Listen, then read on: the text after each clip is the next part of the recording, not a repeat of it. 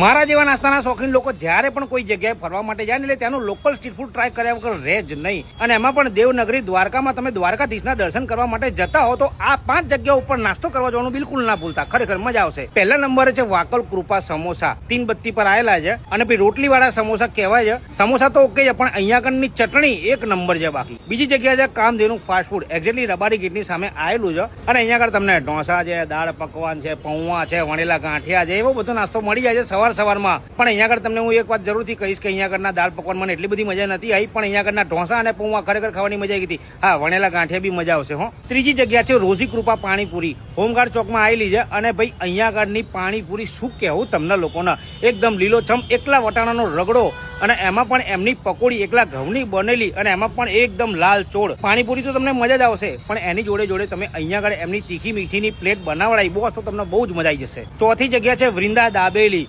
રામપરા સનાતન bus stand પાસે આવેલી છે. અને ભાઈ અહીંયા આગળની દાબેલી ખરેખર મજા આવી જાય એવી હોય છે. તમે લોકો જેવા દ્વારકામાં એન્ટર થશો એટલે તરત જ તમને દેખાઈ જશે. પાંચમી અને છેલ્લી જગ્યા કે જ્યારે અમે લોકો દ્વારકામાં જઈએ એટલે આ જગ્યાએ જરૂરથી જઈએ છીએ અને એ છે લાઈવ ઢોકળા. ભાઈ કોઈ જાતનું નામ નહીં લખેલું, માર્કેટ ચોકમાં આવેલા છે અને અહીંયા આગળના લાઈવ ઢોકળા ખરેખર ખાવાની મજા આવી જાય છે. તો આ 5 જગ્યા ઉપર તમે લોકો જ્યારે પણ દ્વારકામાં દ્વારકાધીશના દર્શન માટે જાઓ તો નાસ્તો કરવા માટે જરૂરથી જજો. ખરેખર મજા આવશે.